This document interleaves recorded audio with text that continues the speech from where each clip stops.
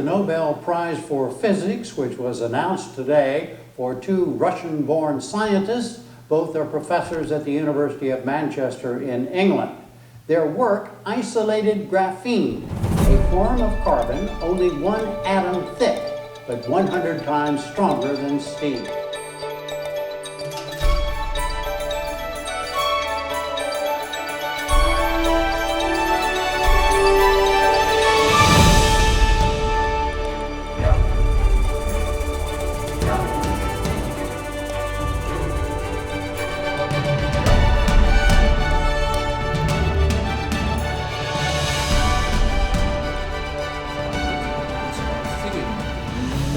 그러면은 이제 하고 계신 어떤 그 뉴 테크놀로지에 대해서 설명을 해주신다고 했잖아요. 네네네. 그거에 대해서 조금 설명을 해주실래요? 저희 이제 한국과학기술연구소에서는 현재 먹거리에도 집중을 하고 있지만 미래의 먹거리에 대해서 굉장히 연구를 많이 하고 있어요. 그래서 어떻게 하면 차세대, 다음 세대의 반도체를 빠르고 좋게 활용. 실리콘 같은 반도체는 3차원 반도체라고 해요. 그래서 X축, Y축, Z축, 가로, 세로, 높이가 있는 그쪽 방향으로 모두 다 결합을 가지고 있기 때문에 우리 눈으로 3차원으로 보일 수 있는데 2차원 반도체를 저는 연구를 하고 있어요. 한쪽 축에 결합이 없어요.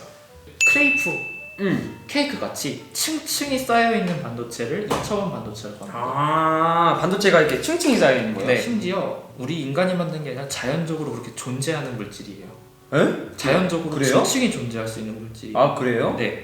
그래서 그 물질을 한 층 한 층 박리해내서 쓸 수 있는 게 2차원 물질의 매력이고. 그 크레이프 같이 된다고 하셨잖아요. 네. 이 크레이프에 대해서 좀 어떻게 왜 그렇게 되는지 조금 설명을 해주시죠. 그 2차원 반도체 같은 경우는요, 평면상에 화학적 결합을 가지고 있고 높이 위쪽으로는 결합을 가지고 있지 않기 때문에 한 면으로만은 전기 전도도가 좋지만 위쪽 면으로는 결합이 없기 때문에 층층이 분리될 수 있는 특이한 특성을 갖고 있어요. 아, 진짜요? 그럼 그 이렇게 반도체가 이게 위로 쌓일 수 있다는 소리잖아요. 네. 그럼 뭐 크레페라 말씀하셨잖아요. 네.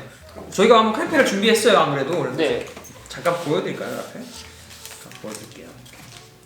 한번 보여드리면 잘 보이시나요? 보여드리겠습니다. 그래서 이렇게 두 개 준비를 했고 아까 말씀하신 거에 대해서 얘기를 해볼 텐데 네. 뭐 적층 물리라고 하셨나요? 네네네. 이게 뭐 2차원 물질 같은 경우는 아까 면으로는 결합이 있고 위쪽 높이로는 결합이 없다라고 했는데 이 크레페랑 딱 똑같습니다. 그래서 이 한 층을 한번 분리를 해서 이해를 시켜드리고 싶은데요. 아, 이 분리하는 거예요? 네. 아, 잠깐. 2차원 물질 같은 경우는 옛날부터 이 구조가 있는 것은 다 알았지만 이 한 층을 분리하는 데는 실패를 했습니다. 근데 2010년에 가임과 노브셀로가 이 한 층 분리를 성공해서 노벨 물리학상을 받았어요. 누가요?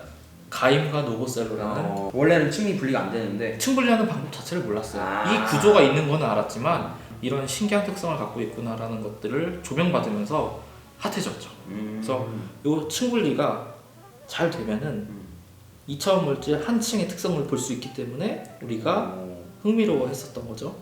그래서 이렇게 한 층을 성공적으로 분리해내면 이게 바로 2차원 물질입니다. 그래서 이 크레페는 3차원으로 우리가 볼 수 있지만 이게 한 층 같은 경우는 2차원 물질로서 이 한 층 자체가 이 물질 하나입니다. 오케이. 네. 그래서 예를 들어서 이런 것들을 이제 한 층을 새로 이렇게 분리해서 오케이. 이렇게 놓으면 이게 2차원 물질이 되고요. 그리고 이건 3차원 형태의 물질이 여전히 가지고 있는 거예요. 3차원 그렇죠. 특성을. 네. 그래서 요 2차원 물질 한 층을 반도체로 사용해서 다양한 반도체 소자를 만들려고 노력하고 있는 게 제가 하는 일입니다. 이게 되게 신기하지 않나요? 이게 이 한 층 분리한다고 해서 노벨 물리학상을 받았어요. 그리고 2차원 물질이라는 것은 존재 상상 속의 물질이었어요. 자연에 존재하는 물질을 따온 거예요? 아니면? 자연에 이렇게 3차원 물질임에도 불구하고 이렇게 층상 구조를 가지고 있는 물질이 있었어요. 근데 이 물질이 대표적으로 뭔지 아십니까? 뭐예요? 바로 여러분이 많이 쓰는 연필에 들어있는 흑연입니다. 아, 그럼 흑연을 이렇게 가져다가 네, 맞습니다. 크레페처럼? 네, 흑연이 이런 구조를 가지고 있어요. 결정 구조를. 근데 이 한 층을 분리해내면 그게 그 유명한 그래핀이 됩니다. 아, 그 그래핀? 네, 그 노벨 물리학상인가 그거 받은 거? 맞습니다. 아, 그 물질이 그래핀인 거예요? 맞습니다. 아. 그래핀이 층층이 쌓여 있으면 아. 그라파이트라고 불리고 그게 흑연입니다. 우리가. 재밌네요. 네, 그래서 그럼 우리가 아까 전에 들었던 반도체까지는 이해가 되는데 네. 실질적으로 뭐에 쓰이는지는 전혀 모르는 상태면 좀 약간 궁금하거든요. 그래서 이제 맞아요. 우리 생활에서 어디에 쓰이고 이제 많은 사람들이 이제 주식에도 관심이 있으신데 거기까지는 안 가더라도 네. 어떤 테크놀로지가 어떻게 가고 있는지 이런 부분을 잠깐 아. 설명해 주실 수 있나요? 간략하게 설명을 드리면 예전에 과학기술 같은 경우는 많은 소비자들이 요구하는 스펙들이 있었어요. 이제 이노베이션이라고 해서 혁신을 중요시하는 세상이 오면서 소비자가 생각하지 못하는 특성, 2차원 물질 아까 크랩해 보셨죠? 굉장히 유연해요. 한 층을 뜯고 나면 흐물흐물흐물. 아까 그 케이크 자체는 흐물흐물하지 않는 고체 상태였지만 한 층을 벗겨냈을 때는 마치 물같이 흐물흐물흐물. 굉장히 유연하게. 네. 유연하면서도 그 특성을 잃어버리지 않는 굉장히 특이한 특성들을 갖고 있어요. 그래서 2차원 반도체로 만들어질 핸드폰 같은 경우는 유연한 손목에 감을 수도 있고 주머니에 넣을 수도 있고 물질은 이제 대표적으로 그래핀, 그라파이트로부터 한층 분리된 그래핀도 있고요. 전이금속 다이칼코게나이드 물질이라고 해서 다른 화학 물질들의 패밀리가 있어요. 아까 전에 말씀드린 것처럼 이렇게 휘어질 수도 있고 조금 이렇게 흐물흐물한 특성이 있는데 네, 유연하다라고 표현을 많이 하죠. 네. 그러면 우리가 실질적으로 어떤 분야에 더 많이 쓸 수 있을까요? 좀 있으면 AI에 의해서 중앙 처리, AI 시스템이 이제 분석하고 패턴을 파악해내고 뭐 다양한 데이터들을 체계화해서 정리해가지고 이제 러닝을 하는 딥러닝 시스템도 많이 개발되고 있는데 네. 거기 안에 중요하게 들어가는 것들이 데이터를 어떻게 수집할까예요. 네. 그렇다 보면은 우리 몸에 부착하는 센서들이나 우리 몸에 밀접하게 사용될 수 있는 반도체 기기들이 웨어러블한 맞습니다. 웨어러블 반도체가 우리 삶 깊숙이 이제 들어오기 일보 직전이다 이거죠. 그러니까 어떤 그 몸에 심는 칩이라든지 아니면 이런 트랜지스터를 가진 이런 반도체를 우리 몸에 부착을 하는 방식으로 정보를 수집하게 되고 그 정보를 바탕으로 딥러닝을 이제 진행을 해서 어떤 사고 체계라든지 AI의 어떤 시스템 구조를 자기네가 스스로 만들어낸다고. 맞습니다. 해보면 되게 무서울 수도 있을 것 같아요. 왜냐면 브라더 시대 뭐 얘기하는 사람들 영상 되게 많고 그리고 뭐 어떻게 보면 옛날에는 뭐 저는 기독교인이니까 그래서 베리침 얘기가 나와서 베리침을 넣으면 뭐 죽는다 아니면 뭐 이게 뭐 짐승의 표다 이런 얘기도 나왔었거든요. 근데 그 모든 얘기의 핵심 주제는 사실 거긴 것 같아요. 그래서 이제 이 정보를 어떤 한 사람이 권력으로 쥐어서 그것들을 안 좋은 방식으로 쓰게 되면 문제가 되는 거잖아요. 맞아요.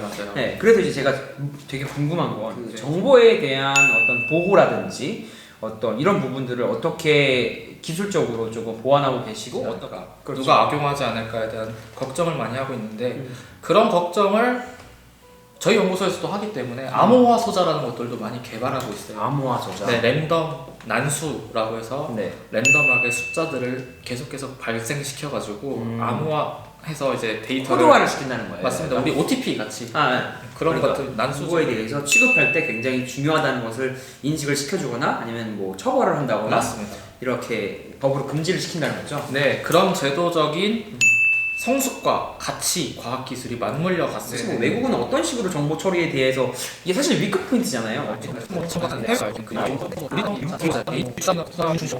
차세대 반도체가 생각하시기에 앞으로 이제 10년이란 거죠. 10년 아니면 5년 내에 새로 이루어질 테크놀로지라든지 이런 거 구독자들한테 대충 재미로 뭐 한번 어떤 기술들이 발전할 것이다 이런 걸 대충 말해 주신다면 뭐 웨어러블 디스플레이 말고도 웨어러블 소자 말고도 이제 디스플레이에서도 되게 많이 활용될 가능성이 높습니다. 검은 색깔의 화면을 가지고 있는 투박한 핸드폰을 가지고 있잖아요. 검은색으로. 네, 이런 게 아니라 진짜 투명하면서도 이게 빛을 낼 수 있어 하는 수준의 투명함을 가지고 있음에도 불구하고 전기가 공급됐을 때 우리 디스플레이처럼 빛을 낼 수 있다. 와 신기하다. 그렇게 가능하니까 이제 삼성에서도 그때 왜 플렉스블 디스플레이 이런 거 얘기 나온 거예요. 맞습니다. 그런 것들은 이제 현재 2D가 적용된 건 아닌데요. 그런 같은 경우 올게닉 트랜지스터라고 해서 유기 반도체를 사용해서 이제 많이 만들고 있지만 유기 반도체 같은 경우는 반도체 퍼포먼스가 도체 퍼포먼스가 떨어져요. 오히려. 네. 근데 2D 머티리얼은 올게닉 반도체가 가지고 있는 단점인 도체 특성을 더 강하게. 그게 가능한가요? 네. 사실적으로 도체 특성을 갖고 있으면 당연히 부도체 특성은 더 멀어지게 마련인데 원자 수준으로 얇기 때문에 가능한데 이 특성을 뭘로 조절하냐면 일렉트릭 필드, 전기장을 통해서 이 특성을 조절하는 거거든요. 기술이 보고가 있는데요. 그 중에서 양자 큐비트에 대한 양자 큐비트 연구가 굉장히 뭔가가 함부로 손을 대면은 사라지는 거죠. 우리 고대 파피루스 종이라고 알죠? 그쵸. 그거 같은 경우도 이제 썼다가 이제 누가 이걸 보면 안 돼. 그러면 물에다 던지면 사라지듯이. 알겠습니다.